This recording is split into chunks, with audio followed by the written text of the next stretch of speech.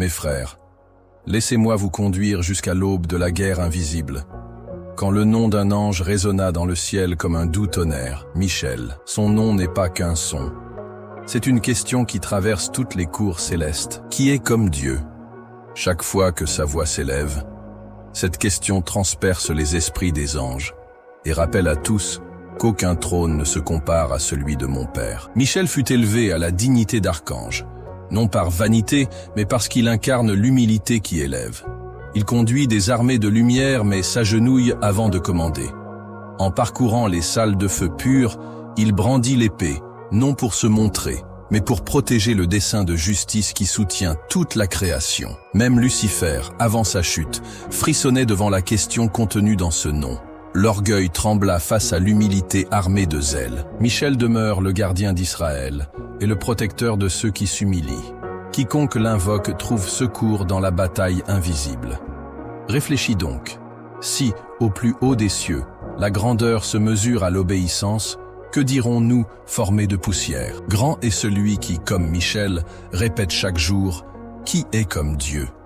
et y puise la force de résister à la tentation d'élever son propre nom au-dessus de l'amour. Quand l'orgueil chuchotera à ton cœur, quelle sera ta réponse? Mes frères, pardonnez-moi d'interrompre un instant cette histoire, mais je voudrais vous demander quelque chose. Abonnez-vous à cette chaîne et activez les notifications. Cela aidera la parole à toucher de plus en plus de personnes, transformant des inconnus en frères dans la maison de mon Père. Parmi les myriades d'anges servant le trône de mon Père, un seul porte le titre d'archange. Ce sceau d'autorité céleste signifie chef des anges, celui qui se lève quand tous se prosternent.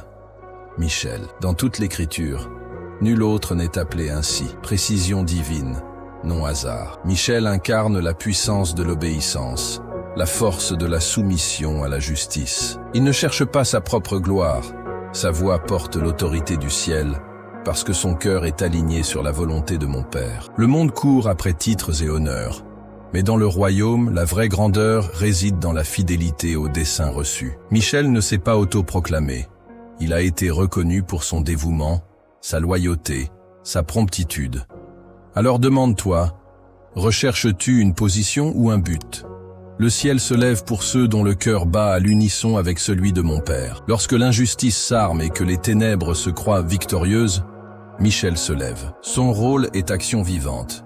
Il défend ceux qui sont miens. Depuis les temps anciens, il a été désigné guerrier pour le peuple de mon Père. Pas seulement avec l'épée, mais avec la justice. Il combat non pour dominer, mais pour libérer. Chaque fois qu'Israël fut assiégé, chaque fois que l'oppression s'abattit sur les innocents, Michel était là, mur invisible, empêchant l'espoir de s'éteindre. Il protège ceux dont le nom est inscrit dans le livre de vie, non par mérite humain, mais parce que mon Père les connaît. Quand tout semble s'écrouler, souviens-toi. La guerre se joue au-delà du visible et Michel combat pour toi. Tu ne luttes pas seul, mon Père voit, Michel voit. Même dans les ténèbres les plus profondes, ne désespère pas, la justice viendra, et Michel sera de ceux qui la feront éclater. Dès le commencement, mon Père choisit un peuple pour que, par lui, la lumière atteigne le monde. Pour le garder, il désigna Michel, appelé Prince d'Israël, non gouvernant terrestre, mais gardien spirituel. Tandis que roi faiblissait et homme trébuchait, Michel demeurait ferme. Dans les visions de Daniel, royaumes se lèvent et s'effondrent. Persécution et angoisse frappent le peuple saint. Pourtant une certitude brille, Michel se lèvera, pas pour empêcher la souffrance, mais pour garantir que, même dans le feu, les fidèles ne soient pas consumés. Il combat dans l'ombre, déplaçant les forces célestes derrière guerres et décrets, afin d'accomplir le plan éternel. Il n'est pas adoré, seul mon Père l'est. Mais il est honoré pour sa fidélité inébranlable. La protection de Michel sur Israël reflète le soin du ciel pour tous les enfants de Dieu. Quelle que soit la taille de l'ennemi, quand le ciel ordonne à Michel de se lever, aucun enfer ne peut résister. Bien sûr, mon frère. Voici la suite, toujours dans la même tonalité, du cœur de Jésus à vous, du 5 au 8, en français, sans numération et sans les titres.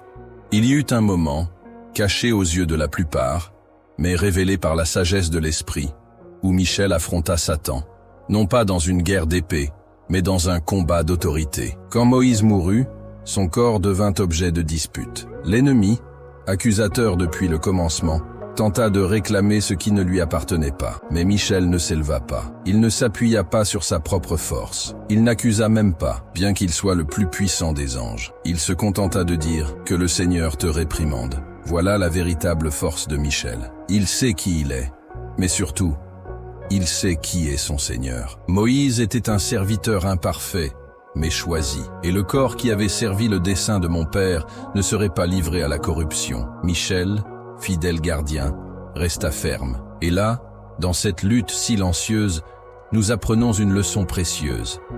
Le pouvoir ne réside pas dans la voix la plus forte, mais dans l'autorité donnée par mon père. Combien de fois vous battez-vous avec des mots humains, des arguments vides, des cris de désespoir? Apprenez de Michel. La victoire se trouve dans le fait de se cacher derrière l'autorité du ciel. Et lorsque vous êtes attaqué, souvenez-vous, il n'est pas nécessaire de crier. Il suffit de faire confiance et de dire que le Seigneur te réprimande. Mes frères, au temps où le chaos semble dominer, où la douleur se répand comme un vent violent, Michel se lèvera. C'est ce que mon serviteur Daniel a vu. Le prophète a eu la vision d'un temps comme il n'y en eut jamais, une tribulation si intense que les fondements du monde en seraient ébranlés. Mais au milieu de cette obscurité, une promesse brillait. Michel se lèvera. Il ne vient pas avant la détresse, mais en plein milieu d'elle. Pourquoi? Parce que le salut ne consiste pas en l'absence de souffrance, mais dans la certitude que, même au cœur du combat, mon Père est aux commandes. Michel, le grand prince, ne reste pas passif. Il se lève avec autorité pour protéger ceux dont les noms sont écrits dans le livre. Ce livre n'est pas fait d'encre, mais de vie, qui ont choisi la fidélité. Ce sont ceux qui, même dans les ténèbres, n'ont pas renié la vérité. Et c'est pour l'amour de ceux-là que Michel intervient. Il n'agit pas par émotion, mais selon un décret éternel. Si aujourd'hui tu es entouré d'angoisse, souviens-toi de cela.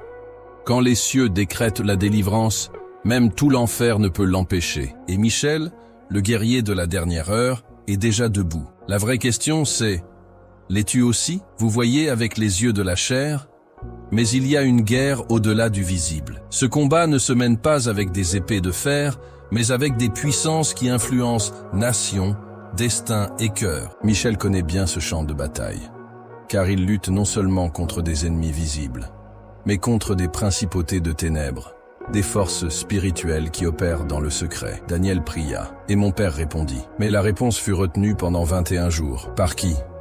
Par un prince invisible, l'esprit dominant de la Perse. C'est alors que Michel entra en action. Il ne vint pas avec des discours, mais avec autorité. Il fendit les cieux, brisa les résistances, et ouvrit un chemin pour que la réponse arrive. Cette histoire vous révèle quelque chose de profond. Le silence du ciel n'est pas toujours l'absence de réponse. Parfois, c'est une bataille en cours. Le cri des justes fait bouger le ciel, mais le chemin jusqu'à vous n'est pas toujours dégagé. Voilà pourquoi Michel combat, pour que la volonté de mon Père s'accomplisse sur ceux qui attendent avec foi. Alors, si tu pries et que tu n'entends rien, ne baisse pas les bras. La guerre est peut-être encore en cours, mais la victoire a déjà été décrétée. Et Michel, lui, est en train de lutter pour toi. Sur les rives du Tigre, Daniel jeûnait et priait, cherchant à comprendre. Pendant 3 semaines, il s'humilia sans savoir que sa prière avait été entendue dès le premier jour. Mais la réponse fut retardée, non par négligence, mais à cause d'un affrontement. Le prince de la Perse, esprit malfaisant, résistait au messager envoyé. Alors, Michel intervint. L'un des premiers princes du ciel descendit sur le champ de bataille.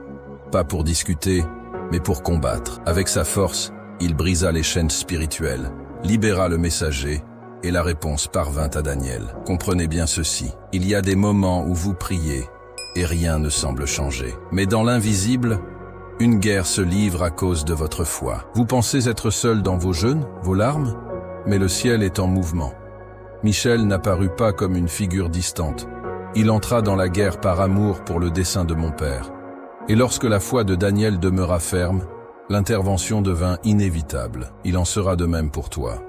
persévère. Ce n'est pas la durée de l'attente qui détermine le miracle, mais ta fidélité à attendre même quand tout semble figé. Avec joie, mon frère. Voici la suite de notre traduction du cœur de Jésus vers le tien.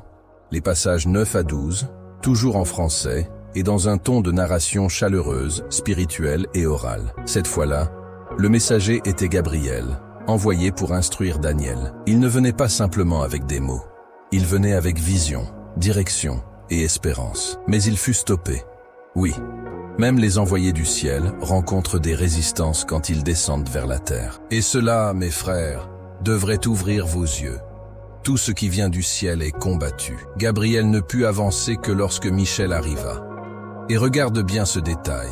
Gabriel venait pour révéler l'avenir d'Israël, les derniers jours, le destin des peuples. Vous réalisez la valeur d'un tel message? Chaque révélation venue d'en haut porte un poids d'éternité. Et c'est pourquoi l'enfer cherche à l'arrêter. Michel ne discute pas, il combat, il n'hésite pas. Sa mission n'est pas seulement de gagner des batailles, mais de garantir que le plan de mon Père progresse. Ensemble, Gabriel et Michel dévoilent deux visages du ciel.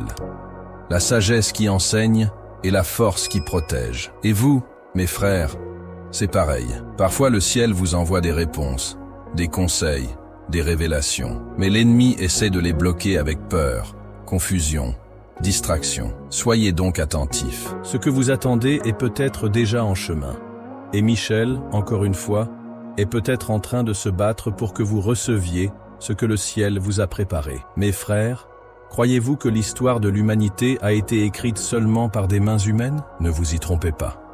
Derrière les royaumes qui se lèvent et tombent, derrière les décisions politiques, les guerres et les délivrances, il y a des forces invisibles à l'œuvre. Michel, en tant que général céleste, dirige des armées qui façonnent les chemins du monde selon la volonté de mon Père. Quand une bataille spirituelle est remportée, ses effets se manifestent sur la terre. Et quand il y a défaite dans l'invisible, les conséquences se font sentir ici-bas. Rappelez-vous ce que Daniel a vu. Des princes spirituels dominant des régions, résistant aux messagers célestes, tentant d'empêcher la vérité d'être révélée. Michel n'intervient pas pour contrôler les hommes, mais pour préserver le plan éternel. Il ne combat pas par vanité, mais pour que la justice avance, pour que les desseins du salut se réalisent. Le monde ne comprend pas cela, mais ceux qui marchent par la foi savent, ce qui est visible n'est qu'un reflet d'un combat plus vaste. Et vous, quelle position avez-vous prise? Il n'y a pas de neutralité dans la guerre spirituelle. Si vous vous taisez, l'ennemi crie. Si vous hésitez, il avance. Mais si vous invoquez, le ciel répond, et Michel se met en mouvement.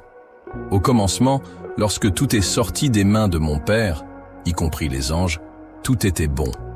Il n'y avait ni ténèbres dans le ciel, ni orgueil, ni rébellion. Les anges étaient comme des flammes pures, ministres de la louange éternelle. Il y avait entre eux harmonie et vérité, mais même au ciel, la liberté fut respectée. Car mon Père ne cherche pas des serviteurs mécaniques, mais des cœurs volontaires. Et c'est dans ce contexte qu'est né, chez l'un d'eux, le premier désir d'exaltation. Le ciel ne connaissait pas la douleur. Il n'y avait ni larmes, ni séparation.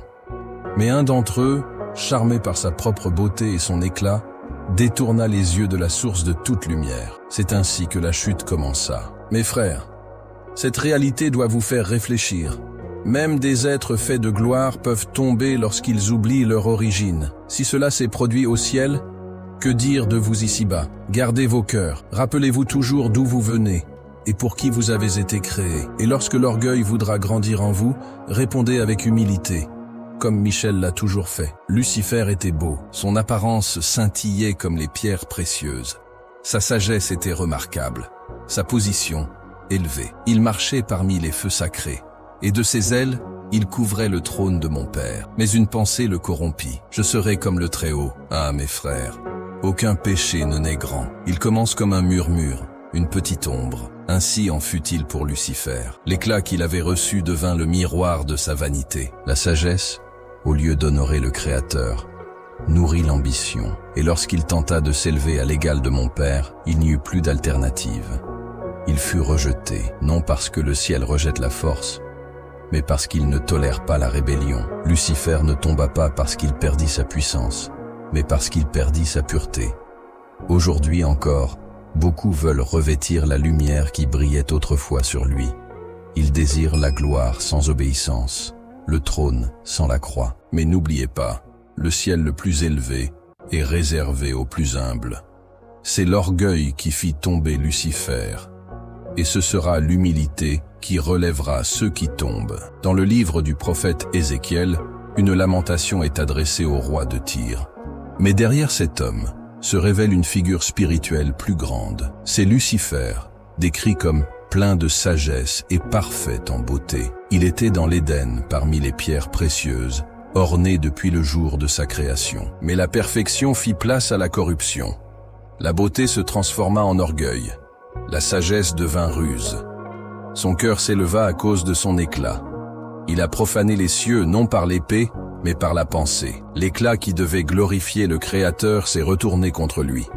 C'est pourquoi il fut précipité sur la terre, exposé devant les rois, comme un avertissement vivant de ce qui arrive à ceux qui méprisent la sainteté. Cette description n'est pas seulement un souvenir ancien. C'est un avertissement encore vivant.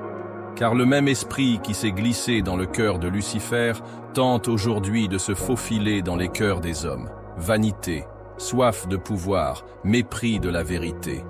Mais Michel, qui a vu cette chute, est resté ferme. Il ne s'est pas laissé séduire par l'éclat. Il a gardé les yeux fixés sur mon Père. Faites de même, car celui qui veut briller doit d'abord apprendre à refléter, et non à produire sa propre lumière. Le ciel a tremblé, non à cause d'un tremblement de terre, mais à cause d'une trahison. Lucifer, enflammé par sa propre beauté, a contaminé le ciel avec un murmure dangereux. Je monterai au-dessus des étoiles, je serai semblable au Très-Haut. Et avec lui, un tiers des anges a écouté, hésité, et est tombé. Il n'y eut pas de guerre avec des armes visibles, mais une guerre d'intention. Un affrontement entre obéissance et orgueil. Et lorsque cette rébellion a éclaté, mon Père n'a pas hésité. Le mal n'a pas sa place là où règne la sainteté. Michel s'est levé. Avec autorité et fidélité, il a confronté celui qui était autrefois son compagnon.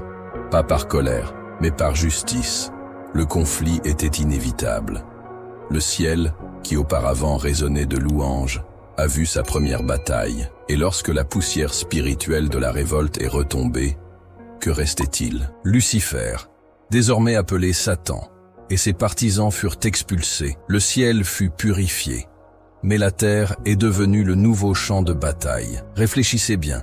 Beaucoup croient que le mal commence par de grands actes, mais presque toujours, il commence par une question mal posée, un doute entretenu, un orgueil non confessé.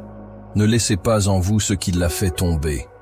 Gardez vos pensées, car c'est là que commencent les guerres les plus dangereuses. Imaginez ce que c'est que de voir un tiers des armées célestes, des anges créés pour adorer, servir, aimer, se courber devant le mensonge d'un seul. Lucifer n'a pas forcé, il a séduit, avec des mots doux, de fausses promesses de pouvoir, des insinuations contre l'ordre de mon Père. Et beaucoup l'ont suivi. Des anges qui avaient connu la gloire sont devenus des ombres. Ceux qui chantaient la vérité murmurent désormais des mensonges. Ce fut la grande perte de la création. Non parce que le ciel a été affaibli, mais parce que la liberté a été pervertie. Ils sont devenus ce que vous appelez aujourd'hui des démons, des esprits errants sur la terre, cherchant à tromper, à détruire, et surtout à éloigner les hommes de la lumière. Ils savent qu'ils ont été vaincus, mais ils continuent à lutter par orgueil et par haine. Et qui s'est dressé contre eux? Michel. Il n'a pas vacillé. Même en voyant tant de ses frères se détourner du trône, il est resté fidèle. Et sa fidélité fut sa force. Voilà la leçon. Beaucoup peuvent tomber autour de toi. Beaucoup peuvent changer. Mais toi, tu n'as pas à le faire. La fidélité ne dépend pas du nombre, mais de la conviction. Michel a choisi de rester, et ce choix l'a rendu éternel. Quand Lucifer est tombé, il n'a pas renoncé à son ambition, il a seulement changé de champ de bataille. Ne pouvant régner au ciel, il a tenté de dominer la terre. Et c'est là, dans l'Éden, qu'il a frappé pour la première fois. Pas par la violence, mais par les mots. Pas par des cris, mais par le doute. Il dit à la femme, « Dieu a-t-il vraiment dit, ainsi, il sema la graine qui ferait l'homme se détourner de son Créateur. » Depuis ce jour, le combat entre la lumière et les ténèbres se déroule sur la terre.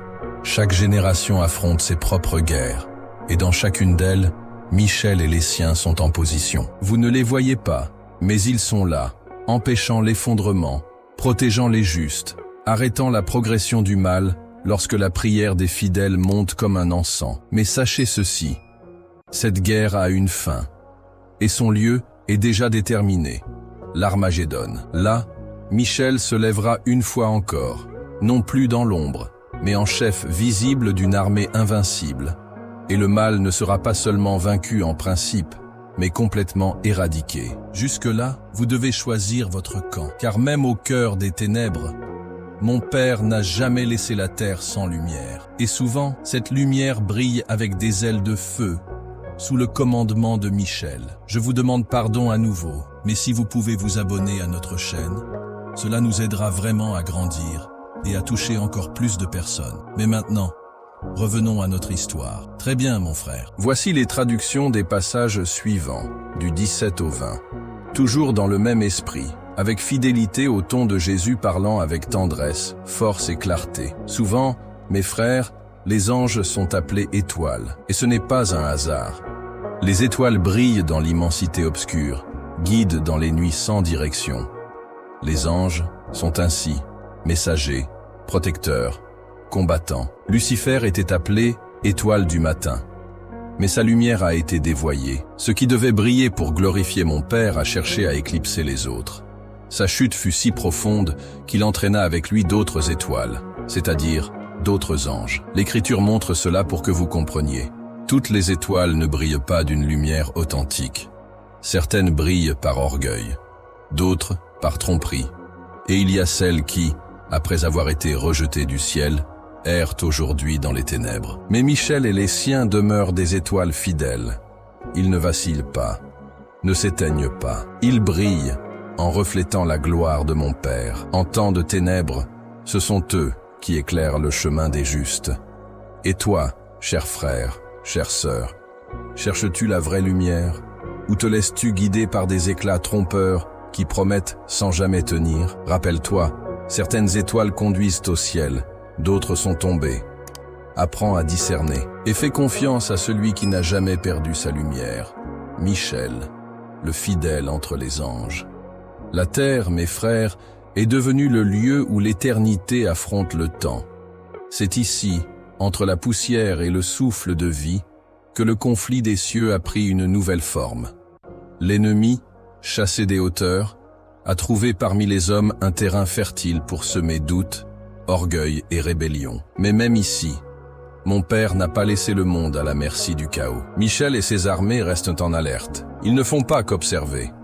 Ils interviennent, protègent, résistent. Chaque enfant sauvé d'un accident, chaque âme arrachée à la dépendance, chaque vie préservée de la mort, là, il y a eu une bataille. Et souvent, c'est Michel qui l'a menée. Ce monde que vous voyez si secoué n'est pas abandonné. Il est en guerre. Et cette guerre n'est pas entre chair et chair, mais entre esprits, lumière contre ténèbres, vérité contre mensonge. Et vous, êtes-vous simplement spectateur, ou avez-vous compris que chaque choix, chaque pensée, chaque prière fait partie de ce combat? Il n'y a pas de terrain neutre quand l'éternité se meut parmi les hommes. La terre est le champ, mais le ciel commande encore. La fin de cette guerre est déjà écrite, et elle ne sera pas négociée. Viendra un jour, appelé Armageddon, où toutes les forces du mal se rassembleront pour tenter, une dernière fois, de défier le trône de mon Père. Et quand ce jour arrivera, Michel ne se contentera pas de se lever. Il marchera en tête. Avec ses armées célestes, il ne viendra pas comme messager, mais comme commandant. Il ne portera pas seulement des paroles, mais le jugement. La terre tremblera, les cieux s'ouvriront, et tout être verra. Le mal sera définitivement vaincu. Mais ne vous trompez pas, cette bataille a déjà commencé. Invisible, elle avance. Et ceux qui marchent dans la lumière sont déjà enrôlés. Michel ne combat pas seul. Il compte sur la fidélité des saints, sur les supplications des justes, sur la foi des petits. Vous vous croyez faible. Mais lorsque vous priez, vous armez le ciel. Lorsque vous jeûnez, vous faites bouger les armées. Lorsque vous résistez au mal, vous vous tenez aux côtés de Michel. Et au grand jour, ceux qui auront été fidèles ne feront pas que voir la victoire, ils en feront partie. Dans le livre de la Révélation, la vérité est dévoilée aux yeux spirituels. Il y eut une guerre dans le ciel. Michel et ses anges combattirent le dragon, et le dragon se battit, mais il ne prévalut pas. Ce dragon, l'ancienne serpente appelée Satan, fut précipité sur la terre, avec ses anges. Ici, il n'y a pas de métaphore douce, c'est un affrontement réel. Le bien fait face au mal avec autorité et sainteté. Michel ne discute pas, il affronte. Et le résultat est clair. Il ne se trouva plus de place pour l'ennemi dans les cieux. Il fut jeté dehors, humilié, vaincu. Sa chute ne fut pas un accident, mais un décret. Et c'est Michel qui l'exécuta. Ce moment n'est pas un simple souvenir ancien. C'est une annonce prophétique. L'ennemi agit encore, mais il est déjà condamné. Il gronde, mais il ne règne plus.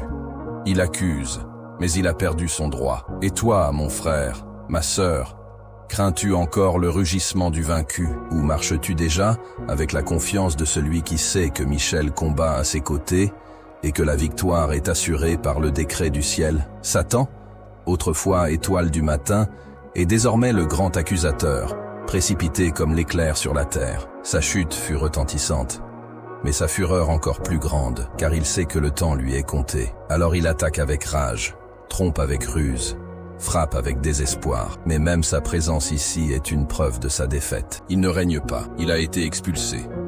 Et chaque pas qu'il fait, il le fait en prisonnier, en attente du jugement final.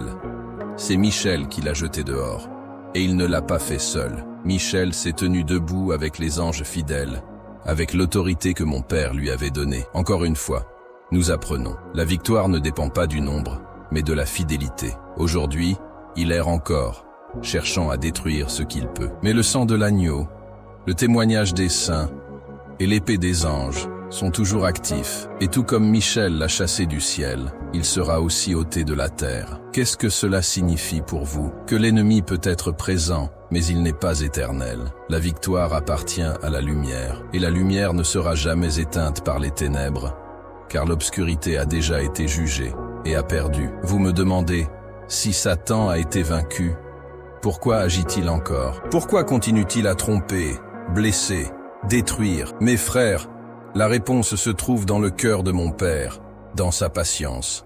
Le mal a déjà été jugé. Sa sentence est certaine, son destin est scellé. Mais mon Père attend encore. Il attend ceux dont le cœur peut encore se tourner vers lui. Il attend les blessés qui peuvent encore être guéris. Il ne prend aucun plaisir dans la mort du méchant, mais désire que tous se repentent. Oui, l'ennemi agit. Mais il agit comme un prisonnier enchaîné qui tente d'entraîner les imprudents avec lui. Il n'a plus d'autorité sur ceux qui sont dans la lumière. Sa rage est un signe de panique, non de pouvoir. Michel et les siens combattent encore, non parce que le mal est fort, mais parce que l'amour est tenace. Il y a un moment fixé pour la fin. Mais jusqu'à ce jour, mon Père étend sa main. Et vous, attendez-vous simplement la fin, ou vivez-vous comme si elle n'arriverait jamais? La patience du ciel est salut, mais elle est aussi une épreuve. Ne vous trompez pas sur le silence. Il n'est pas oubli, il est miséricorde. Dans les jours à venir, et qui sont déjà là parmi vous, le mal se présentera sous des formes plus subtiles, des voix plus douces, des promesses plus séduisantes. Et c'est en ce temps que Michel se lèvera encore une fois, pas pour se glorifier, mais avec un bouclier à la main et l'épée tirée. Il ne combat pas pour dominer, mais par fidélité. Sa mission ne s'achèvera que lorsque la justice de mon Père sera pleinement accomplie. Et il ne combat pas seul. Chacun de ceux qui choisit la vérité, chacun qui garde la pureté, chacun qui préfère perdre le monde pour gagner l'éternité, combat avec Michel. Sa mission est aussi la vôtre. Résister, rester debout, vaincre. Et cela ne se fait pas par force humaine, mais par abandon spirituel. Vous voulez savoir comment tenir dans les derniers jours? Suivez l'exemple de Michel. Ne débattez pas avec le mal, ne vous abaissez pas à son niveau. Soyez simplement fidèle et proclamez avec foi que le Seigneur te réprimande. Cela suffit, car là où il y a fidélité, la victoire est certaine. Quand le Fils de l'homme reviendra dans la gloire, il ne viendra pas seul, Michel sera avec lui. et sa voix retentira comme une trompette. Ce ne sera pas un simple son, ce sera un appel éternel. Les cieux s'ouvriront et les morts entendront. Ceux qui dorment en moi se lèveront. Michel ne sera pas le centre, il sera le héros. Sa mission sera d'annoncer que l'heure est venue, celle que toutes les générations ont attendue. Et par son cri, le monde saura, le temps de l'attente est terminé. Ce cri ne sera pas un effroi pour ceux qui espèrent, mais une joie, une justice, un réconfort. Là où il y avait douleur, il y aura guérison. Là où il y avait injustice, il y aura jugement. Et là où il y avait mort, il y aura résurrection. Ne sous-estimez pas ce moment. Chaque larme que tu as versée, chaque prière restée sans réponse, chaque injustice supportée, tout recevra une réponse ce jour-là. Et Michel, fidèle gardien de la promesse, sera là, ouvrant les cieux de sa voix. Es-tu prêt à entendre ce son? Ou le cri de l'ange te prendra-t-il par surprise? Prépare-toi, car lorsqu'il parlera, il n'y aura plus de silence entre le ciel et la terre. Alors, mes frères, ce jour viendra, un jour qu'aucun calendrier humain ne pourra retarder, où l'on entendra le son de la trompette de l'archange. Ce ne sera pas un son fait de cuivre, mais un appel façonné par l'esprit, un cri qui traverse les tombeaux, dépasse les siècles et convoque ceux qui dorment. Les morts en moi, ceux qui ont vécu par la foi, sont morts dans l'espérance et ont gardé le nom de mon Père, se lèveront, et Michel sera celui qui sonnera cet appel. Il ne ressuscite pas les morts, il proclame simplement que l'heure est arrivée, et ils se lèveront, non avec des corps fragiles, mais avec des corps incorruptibles. Des yeux qui s'étaient fermés dans la douleur s'ouvriront à la gloire. Des voix qui s'étaient tues de fatigue chanteront avec une vigueur éternelle. Voilà le moment que le ciel et la terre attendent. Et Michel, comme depuis le commencement, sera là, fidèle, fort, infatigable. Et toi, vis-tu comme quelqu'un qui entendra ce son avec joie ou avec peur? Il est encore temps, le chemin est encore ouvert. Et Michel, jusqu'au dernier jour, continuera de se battre pour que toi aussi, tu sois parmi ceux qui se relèveront dans l'espérance. Michel n'a jamais été seulement un messager, il est un général. Et chaque fois qu'il apparaît dans les Écritures, c'est en temps de confrontation. Il n'apparaît pas dans les fêtes, mais dans les batailles. Il ne tient pas de harpe, mais une épée. Son appel est lié à la justice, à l'action de mon Père face au mal. Quand l'oppression surgit, il est envoyé. Quand le ciel semble silencieux, il intervient. Quand des résistances spirituelles se dressent, il combat. Sa présence annonce que le temps de la décision est arrivé, que les forces s'alignent, que le jugement est proche. Il n'est pas un symbole, il est un être réel, actif, engagé. Ce qu'il représente dépasse la puissance. Il est l'expression vivante d'une fidélité inébranlable. Là où d'autres se sont corrompus, Michel est resté pur. Et aujourd'hui encore, il continue d'être appelé, car il y a des guerres invisibles qui déterminent le sort des nations, des familles et des âmes. Et Michel est toujours le premier à se lever quand mon Père ordonne que la justice avance. Alors, regarde autour de toi. Tout semble trop calme? Ou sens-tu qu'il y a quelque chose qui bouge dans les coulisses? Michel est déjà en position, et la guerre finale approche. Mes frères, beaucoup d'entre vous regardent vers le ciel et pensent que les anges sont lointains, comme s'ils n'étaient que des personnages de récits anciens. Mais laissez-moi vous dire la vérité. Les anges sont bien plus proches que vous ne l'imaginez. Depuis l'Éden jusqu'à la croix, depuis les visions des prophètes jusqu'aux tombeaux vides, les anges ont toujours été présents. Ils ont annoncé des naissances, empêché des morts, protégé des chemins, remporté des guerres. Mais ils ne sont pas les héros de l'histoire. Ce sont des serviteurs, des instruments dans les mains de mon Père. Ils ne cherchent pas l'adoration. Ils veulent seulement que le nom de mon Père soit glorifié. Michel, parmi eux, est le guerrier. Mais il y a aussi les messagers, les guérisseurs, ceux qui observent avec révérence le déroulement du plan de rédemption. Ils ont appris à ne pas questionner, à faire confiance. Et vous, avez-vous appris la même chose? Sachez qu'il y a des moments où vous croyez avoir été protégé par hasard, sauvé par chance, mais c'était une intervention. Et souvent, c'était la main d'un ange qui vous a soutenu. L'histoire du salut ne s'écrit pas seulement avec des hommes, elle est aussi accompagnée et souvent préservée par les armées du ciel. Et aujourd'hui encore, elles sont à l'œuvre. Mes frères, permettez-moi juste un instant. Si vous vous abonnez à cette chaîne, vous nous aiderez à partager l'Évangile avec encore plus de personnes. Chaque nouvel abonné nous permet de semer la parole dans des cœurs qui en ont besoin. Plus de réprimandes de maintenance. Il y a une chose que vous devez comprendre. Les anges du ciel ne peuvent pas être vaincus, non pas parce qu'ils sont faits de lumière, mais parce qu'ils sont envoyés par celui qui est la lumière. Aucune force ne peut résister à la volonté de mon Père quand elle est proclamée. Michel ne craint pas les ténèbres. Il ne recule pas devant le rugissement de l'enfer, car il connaît l'autorité qu'il porte. Quand il se déplace, le ciel se déplace avec lui. Il n'existe aucun lien qu'il ne puisse briser, aucune muraille qu'il ne puisse abattre. C'est pourquoi, dans chaque guerre spirituelle, Michel et ses anges ne font pas que faire face à l'ennemi. Ils l'écrasent. L'enfer peut se préparer, hurler, rassembler ses princes. Mais quand le ciel décide d'agir, il n'y a pas d'échappatoire. Et vous, qui vivez entourés de peur, de doutes et d'attaques, sachez que vous n'êtes pas seuls. Le ciel n'envoie pas ses anges pour observer, mais pour intervenir. Et lorsque vous priez avec sincérité, les armées se mettent en mouvement. Il n'y a pas de force plus redoutée par le mal qu'une armée invisible marchant avec Michel en tête. Et cette force est à portée de tous ceux qui font confiance. Le temps du mal a une fin. Il ne s'étendra pas à jamais. Mon Père a établi un jour, le jour du Seigneur, où tout genou fléchira et toute langue confessera. En ce jour, Michel sera là. Mais non plus en bataille. Il sera là en triomphe. Sa mission sera accomplie. La justice aura été établie. L'accusateur n'aura plus de voix. Le dragon sera enfin enchaîné. Le jugement prononcé. Et Michel, qui a combattu pendant des siècles, se reposera dans la certitude que la fidélité a triomphé. Il n'y aura plus de larmes, plus de douleur, plus de séparation. Les cieux et la terre ne feront plus qu'un. Et ceux qui sont restés fermes, même dans les jours sombres, brilleront comme le soleil dans le royaume de mon Père. Michel aura achevé sa mission.